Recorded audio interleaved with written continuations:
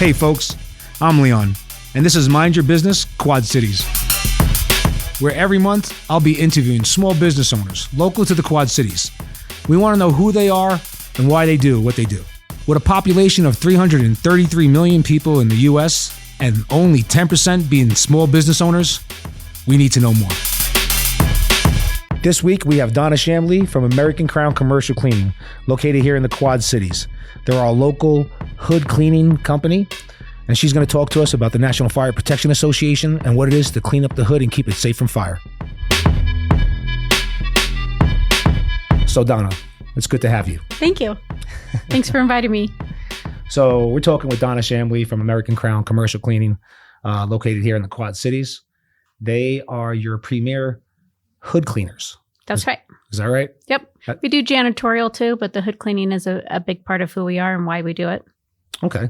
Tell me about American Crown, or I seen your call sign AC3 like that. Yes. That's pretty cool. Shortens it up. That's right. It does. It does. It's right to the point. Right. So tell me when AC3 was formed. We formed it in 2019. So we're still kind of a baby and still growing, ground level for the most part. And did that because there was a need for it here. There's no local hood cleaners in the area. And is that why you formed it? Yes, that's why you formed it. Yeah. So that's why you formed it, is because you got up here and saw that, looking in the community, what do we need up here? And that was something that was greatly in need. And for a community like ours that has such rich history, it's important to protect what we have going on here. And it's something that would be beneficial to the community. And so that's why that was formed. What exactly are you protecting the community from? Fire. So hood cleaning, people don't realize, because it's, even though the National Fire Protection Agents Association has been around for 127 years, it's just now really starting to reach states like Arizona. We are one of the last states to have our community start implementing and enforcing a rule that's been around for a long time. So the NFPA 96 code is strictly about hood cleaning. And so let me back up for a second, because I see on your shirts it says cleaning up the hood. Yes. So tell everybody, what exactly is a hood? So a hood is the part that is over the cooking system, and it's going to pull up the smoke, the grease, fire, heat, and pull it away from the restaurant. And so it's going to go up and out through a fan system. And so all of that, there's grease that just, you don't realize it, but there's grease in the air. And so that fan, that hood, is going to pull it out and keep everything safe. So to put things in like context for you at home, it's like when you're cooking at your house, and you're frying up, French fries, and you make a greasy mess. Yeah. Now times that by like 1,000. Right. Because we're talking about restaurant volume. Yeah. Cooking all day and night. Yeah. So you're talking about grease fires. Right. And that's kind of why the Code 96 was formed. That's right. And why was it formed? It was formed in 1961 because there was a huge fire in Boston. And unfortunately, and very sadly, a lot of firefighters lost their lives trying to stop that fire. As people at home know, with grease fires, it's hard to put out a grease fire, and it's hard to put them out safely. We've heard horrible stories about people throwing water on it or different types of things, and it just makes it spread quickly. So it's really hard to put out those fires. And so our job is to go in there and break what we call the fire triangle, which is the oxygen, the heat, the fuel. We break that up. So if there is a fire, it's minimal. And hopefully there isn't a fire. And so we deal with the fire code is up to 1 micron of grease. If you have 1 micron of grease in your hood system, you're at risk for fire. Can I see that with my eyes? You can't really see it, but I'll give you an example. There are over, I believe it's 26,000 microns inside 1 inch. So it's such a small amount. You cannot see it. You can barely feel it, but you know it's there. If you're in the industry, you know it's there. So having over 26,000 microns in just 1 inch, you know how little it takes to cause a fire. Yeah. So you could, I think the human eye can only pick up to 7 microns. Anything under that, they can't even see it. Right. So restaurant owners, you can't see it. They can't see there. it. And that makes it hard for us to sometimes do our job because we are one of the last states to enforce this code. We go in, we're like, hey, you need to get this done. And they're like, no, we're good. And we're trying to educate them and tell them, no, you're actually not. Let us help you protect your investment. Because some people have their whole livelihood invested into these restaurants. Should they worry about a fire? They should. Everybody should. Does it happen? It happens. It happens all the time, unfortunately. Just last year, we had Golden Corral had a fire. Thankfully, that was a hood fire? It was a. I don't think it was right in the hood. Right under the hood. Under the hood. Started in a fire, right into the hood. Right in the fire. But the hood was clean. Yes, the hood was clean. To code. To code. So and that's why they were able to get it out as quickly as they did and have it not spread. Burger King for quite some time, unfortunately, one of the local Burger Kings had a fire on a regular basis. Yes. Twice in one day even. And it was really, really bad. We were finally able to get that account, and they've never had a fire since we started cleaning their hood. So that was a really interesting situation because I remember that account, and I remember one of the seasoned guys that's been doing that hood cleaning for a very, very long time telling me that Burger King's is set up to burn down. Yeah. And that's why he would never take the account. Right. Because they burn down all the time. Which is unfortunately to think of it that way. Yeah, that's what happens. And it's unfortunate that they do, but it was a design. They were set up to burn down. Yes. Yeah. So, the design is not. So we put them on an automatic 3-month schedule. We encourage them to change the height of their fire system because their cooking systems were too close to their hood system. And so there wasn't, there was so much caked on stuff that you just could not get it clean enough to be safe. One of the other locations, we clean 3 of their locations currently. One of their other locations, we implemented that they had to have one specific hood cleaned every month. So we go every month without fail and clean that one just to make sure that they stay safe from fire. That's good. Hood fires are a real thing. We do unfortunately get to see them happen occasionally. We try to make sure that they don't happen here in our community. And none of our hoods have had that issue. We've been very blessed, fortunate, and for good reason.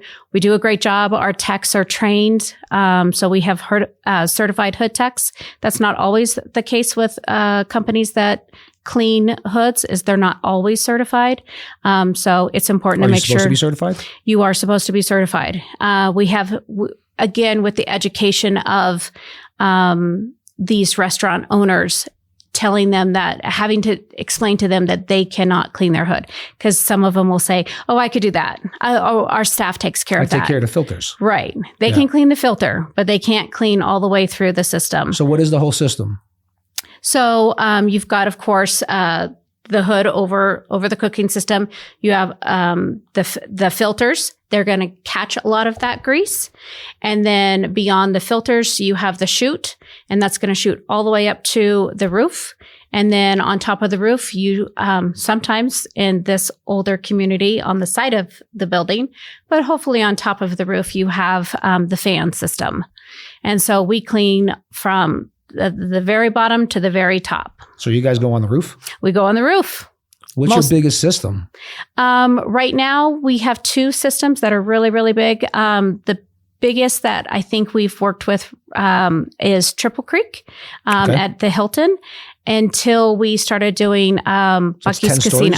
It's something like 8 stories? It's a couple stories. It's tall. Yeah, it's tall. It's tall. You don't want to fall off that one, but that one's tall. There's a whole lot of system in there. There's a whole lot. It's tall. Not all systems are built ideally. We also have Bucky's Casino. They're a huge system as well. And so between the 2 of those are pretty big. Those are. I would imagine that. So I know that these systems are built to code. And so I know that Arizona is one of the last states to become compliant with the code. Right. So I know that there's a lot of accounts that have been grandfathered in. Yes. They're not pretty. How do you clean a system that's not really built to code? How do you get creative? What do your guys do? So There's a couple different things. With the roofs are a tricky situation because if they're not built properly, you're going to have a lot of grease spilling out from that fan once it's been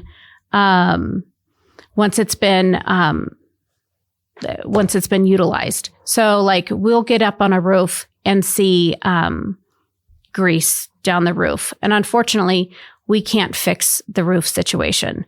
So that does pose to be a liability. So a lot of what we can do is education for the customer, making sure that they know that they have to do their part in helping us keep their restaurant safe. We also have different procedures and technology like spin jets. So think of like a pressure washer gun of sorts, and then we attach it to a hose, a longer wand, and send it either up the chute or down the chute, and it has a spin jet on it, so it can hit 360-degree radius and make sure that we're getting as much of that fuel and grease and flammable stuff knocked down. So we do that for some of the hoods that are more difficult, like the Burger Kings. We use acid, and so we've had to utilize that. Spray it on there at a higher concentration, let it soak for a little bit, eat away a lot of that charred on baked grease, and then spray it down from there. We also have a biodegradable degreaser. Everything that we use is safe. I know that it doesn't sound like the acid is, but obviously you're not going to be eating it. But in regards to the degreaser, it is biodegradable and safe for our community and environment, and so we use that as well. So we kind of figure out what needs to be done for each of those hoods and attack it as needed. If we find something that we're not sure about, then we figure out a plan. We figure out a solution to make sure that, we get the job done. So with the state becoming compliant, and your company getting a chance to see that, this company's been around since 2019. What have you seen happen in the industry that's changed drastically? Sure. So when we first started, we just cleaned things. Then shortly after that, then there were, and we would fill out a job service report, and we would turn it into the fire district if there was an issue. So the fire district would know, hey, this guy has a problem with his hood. There's something that's broken and not to code. Now what we're seeing is there is a national search engine called Compliance Engine. And it is a national database, basically, where now we are required by law to go on there and input all of the information from that JSR, the job service report, and say what we're cleaning, when we cleaned it, when the last time we cleaned it, if there's any issues with it, making sure that we're doing our job and that the customer is doing their job. And we also have a little box that we check to say how often that account needs to be cleaned, because there's different time frames. We have summer camps and schools or churches, rather, that have to be cleaned once a year. Almost everybody else has to be cleaned every 6 months. There are some that have to be cleaned every 3 months. That's going to be more like a Burger King or a McDonald's, someone who's open 7 days a week and serves breakfast, lunch, and dinner. So like nonstop. And then we have very few that require a 1 month cleaning. And that's more for like the trouble accounts. That's right. So we have the ability also to let people know, like, hey, listen, you guys are rocking it. You're doing a great job. You need to be cleaned more often than every 6 months, because it's our job to make sure that they know that they're. How do you know? By getting on that hood and seeing, like, we're going for our 6 month cleaning and we're like, oh my gosh, this is a mess. You're spilling over here. It doesn't lie. So it's good to see that for them. It's good because like, hey, they're making money. You guys are doing great. This is good. Yeah. At the same time, we got to take care of this. Yeah. We have a couple of accounts in Prescott and Chino that They just do incredible business. Farm Provisions is one of them. They do such a great job. They do. I was there yesterday. Great job, guys. Oh, yeah. That's right. You had dinner there, right? Right. So they do a great job. And the owners are good people who want their systems taken care of. They've said to us, you tell us what we need to do. So we make sure that we're taking care of our equipment and our restaurant and making sure that we're safe. And so we've bumped them up to from a 6-month account to between a 3 or 4, just depending on their how much business they're doing. And so they're really great about that. Other customers, it makes it a little bit harder because they feel like they're not doing very much business. So they think that they can wait. And so it's, again, comes back to educating them and making sure that they understand that, hey, listen, if you don't do it by at least the code, by the NFP 96 code, you are at risk for getting fined because, again, coming back to what we've seen since 2019, it used to be maybe 1 or 2 districts, fire districts, that were implementing this. And now every fire district around is starting to implement it. Every week we're seeing another fire district in the state of Arizona that has come on board with the compliance engine and saying, if you're cleaning something over there, you have to fill out this JSL. It's going to happen. It's happening now. It's going to go quick. So they've put checks and balances in. And so you'll see more inspectors coming through and inspecting certain hoods because now they know what's going on as far as there's a complete 360 circle on it. Right. You know what I mean? They know that coded item, which is permitted down at the city, did not get cleaned. It didn't get into the compliance depot. You're missing it. So sure automatic enough, they'll be letters. Yeah. Automatic And letters we've been go seeing out letters now. go out. That's a big move, but that's brand new. Yeah, Seeing it's lots of brand letters go new out. just in the last couple of months. And we've had customers call because when we put it in the system, in the compliance engine system, I mark it for either 6 months or 3 months or whatever the case may be. And if they don't see one within maybe a week or 2 after that 6 or 3 month mark, an automatic letter goes out saying, hey, you're out of code. You're at risk for being, fined by the fire department. And so, hand in hand with what we do is the company that cleans and services their fire suppression system. Yes, their ANSOL system, right? Which some people think is the same thing. It's not. We don't deal with that part. So you guys are code 96? We're code 96. That's code 17? I believe so. Yes. Yeah. So we work hand in hand together. So if somebody needs a good ANSOL system company, we refer out the people that we know here locally, like Life and Property Safety. And then in turn, they do the same for us. So we make sure that they're covered all the way around. But, and that's another thing too. I believe they are also having to enter information on compliance engine also, because a whole bunch of letters went out to our customers and they called me and they're like, I thought we were okay. And so I said, tell me what it says. And it says fire suppression. I'm like, that's not us. I'm like, call your guy, so it's an education, time for all of us right now where we're all starting to see, us getting on the same page. That's instead of us trying to force them to do what we know they need to do. Now they're starting to see that this is required. It's all coming together. So we're talking with Donna Chamblee from American Crown Commercial Cleaning. They are your local hood cleaners. And now that we know what they do, tell us how you do it. How do you hire? So during the wintertime, it's a little bit slower. It's our slow season just because of the temperatures. What exactly is that? And I bring that up because it's everybody knows that water freezes at 32 degrees. Right. But it's amazing because during that time of the year, you run into some stuff like, you do. Why can't we service the hood? We can't service the hood because if you've ever tried to clean a greasy pot or pan that is cold, you're not going to get very far. And neither do we. No. So our techs, they would absolutely hate me and probably start a mutiny if I tried to get them to clean something if it's under 38 degrees. Water freezes. Water freezes. It's dangerous because they're spraying water out there. And even though it's 200 degrees at the time, it's not by the time it hits the ground or hits the system. If they're up in the air, they're on the roof. Yeah. It's windy, it's cold. If it's raining or like today, it was lightning. You can't do it. It's a safety hazard. So we have to be really strategic. So you like your crew? I like most of them. No, yeah, of course. Yeah, I love my crew. So we got to be careful with that type of stuff and make sure that they're safe, number one. And that, of course, the restaurant is safe, number two, as well. And it's a frustrating thing. It is what it is. You have to adjust. But when those hoods don't get cleaned, it's not like they're going anywhere. They're not going anywhere. There's going to be twice as much when we do get to clean it.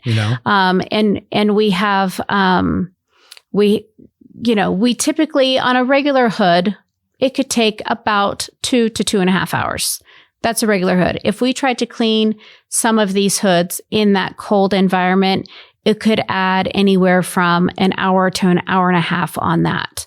And so that makes it really difficult because we don't necessarily charge the customer extra just because it's cold out. But it definitely, eats up the bottom line if we're having to take extra time because of the weather. So up here in the Quad Cities, all small businesses face the obstacles, and one of the biggest obstacles is hiring. Mm-hmm. I'm sure you run into that. Yes. What do you do, and what has worked for you? So we advertise word of mouth, of course, because a lot of times people know who they're dealing with and they know people's work ethic. So we always love good recommendations for hardworking people who aren't afraid to get dirty. We also use Indeed. Okay. And that's worked pretty well for us. I think we're. Have you used anybody else? We tried not TripAdvisor. What is it? ZipRecruiter. We tried ZipRecruiter. I wasn't a fan of it personally. Okay. I didn't really get a lot of leads from that. Okay. We also use Facebook as they have different, job pages. And so we've used Facebook quite a bit too. So I would say between Facebook and Indeed, that's where we get most of ours. And we live in I think ever since 2020, it's been a little bit different in regards to people's work ethic. And so that's really hard sometimes. Some people say it's all kids that, don't know how to work. And for the most part, sometimes that's true. But we get a little bit of all the ages that they don't have the work ethic anymore. And so you have to interview maybe 20 or 30 people to get one good one. Yeah, the odds have really changed, and the kids are more normal than the adults. Yeah. If that makes sense. Yeah. So it's like they haven't had as much time to been damaged. Right. So, and I kind of like that because I could tolerate that. That's more in context when a young person does something silly. Right. And you're like, okay, that's because you're young. Right. And especially if they can take a good correct. Yeah, we could fix that. Yeah. But when you're an adult and you're like, man. Yeah. This is how you've been for 20 years. I can't help you. This is no good. All right. So that's how you hire. How do you get the customers to come through the door? How do you get that phone to ring? How do you market? So because we live in this community, we're not like some of the companies that live in Phoenix and they drive up here to service it. This is our community. So we eat at these restaurants. Our families eat at these restaurants. So we go in and we see them face to face and we say, hey, when we're buying food there, we're like, we don't have your account yet, but we'd love to. And we're here. We're local. We're veteran owned. And we're here to help you. And so we go face to face, and that's the biggest way because we want them to know that we eat in their community, we eat in their restaurants, and we're here to help them. And so that's the biggest way that we do that. And one thing that I noticed about this industry is it's not so much cleaning as it's preventing fire. Mm-hmm. And when it comes to the restaurant industry, you're going to want a relationship in place that you can call. They're going to answer and they're going to react immediately. Right. Because your business requires that to happen. If you have to shut your business down, in this restaurant industry, you lose a lot of money and it's no good. So when you're dealing with a company like American Crown Commercial Cleaning, like Donna said, we live here, we eat in your restaurants, we're going to get there. Yeah. When you call our competitors, which they're not really our competitors, but when you call them, they're going to put you on a schedule. They're going to tell you we'll get up there in a couple of days. We'll be up there next week when we have a crew in the area. They're not located here. They're not going to make a beeline to your restaurant, understanding that you're in a jam that your fan's not working, smoke's in the kitchen, whatever it may be. Yeah, it happened yesterday. Yeah. Yesterday, we got a call. So Barley Hound. Yesterday, we got a call from Barley Hound at, I want to say it might have been about 2:30, 3 o'clock in the afternoon. And he said, hey, something's not going right. The smoke isn't being pulled up through the system. We're not sure if it's working right. Yeah. We don't know if that's our responsibility or a mechanic's responsibility, but we're there to be there for them. Get your eyes on it. And so within an hour, we had a tech out there checking it out and seeing what was going on. They're operating business right now. Absolutely. You know what I mean? It gets to a point where they got to shut the business down, and there you go. There's that revenue's lost. Yeah. And so that's the kind of relationship you want in place when you're dealing with this type of industry. You want somebody who's going to drop everything and get to where you are. And we didn't charge them for it. We didn't charge them for it. We just want to see that they're okay. Yeah. You know, we're going to be line over there. I asked you if you had somebody get over there, you said Phil can get over there. Yeah. And you had him over there, which is great. And I think that's the way that things should be. And like I said, in this industry, you want that type of relationship because it's kind of like the repair guy in the restaurant. Yeah. Like when that fridge goes down, like, what are you going to do? Right. I need it now. Right. I can't wait. No, you can't wait. It's people's livelihood. Yes. And so we are a company that is a necessity. We're not we're not a luxury by any means. We are a necessity type of company. And so it's important to build those relationships. We also have some great restaurant owners that own more than one restaurant. So if we do right by them, we get their other restaurants. We have growing companies like Lena with Coco Grill. Yeah, she's on incredible owner. She's fantastic. She opened up Sushi Poke over there in Prescott, and now is going to be opening up another one right here, which my son is super excited about. He loves Sushi Poke, and so she has multiple locations. And because we have a great relationship with her, we get all of her accounts. Same thing goes for other companies like that. So business is relational. Yeah, and when you treat things like a relationship, they, if you're good at relationships, they tend to work out. Right. So that relationship part is important for sure. So now tell me what's the biggest obstacle that you faced? I know there's hiring and navigating through such a small work pool. Yeah. Things have changed, like you said, since 2020. I know that in the Quad Cities, every small business has the obstacles, if you're hiring, of the recovery centers that are out here.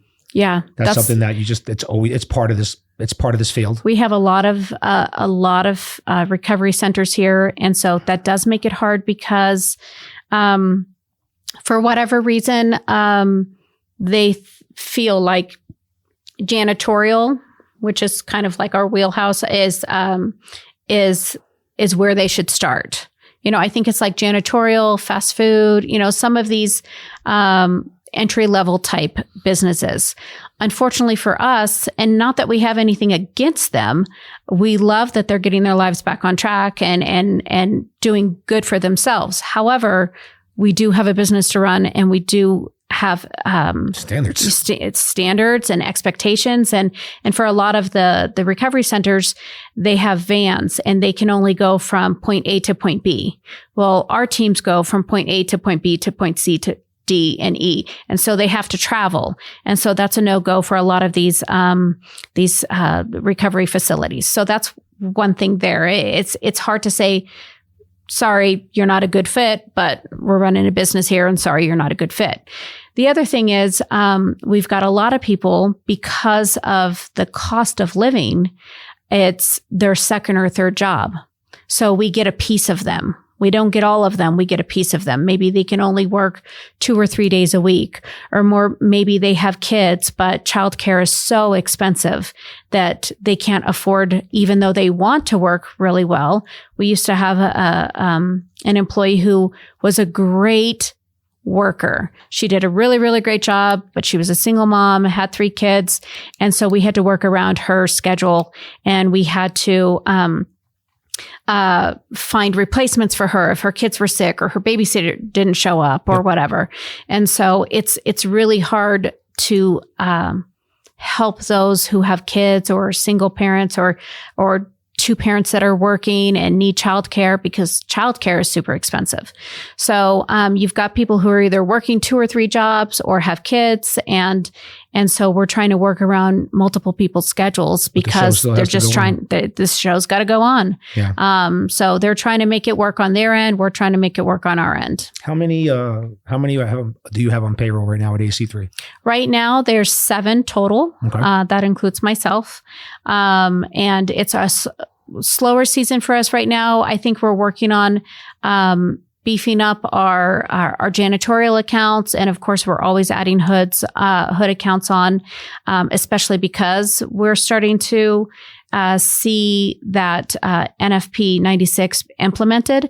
Now it's not optional. And so now people are going, oh, I guess I have to call somebody. Yeah. So we're getting those hood accounts because of that, but also we're growing our janitorial side of things too. And so I would like to think that in the next couple of months, we'll probably add, maybe 2 or 3 more people on as we continue to grow and as it starts to get warmer.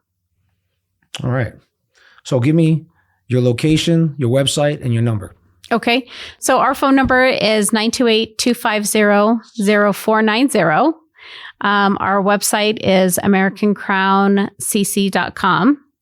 And we don't have a storefront necessarily. We do have a workshop, but it's not. They don't bring the hoods to you?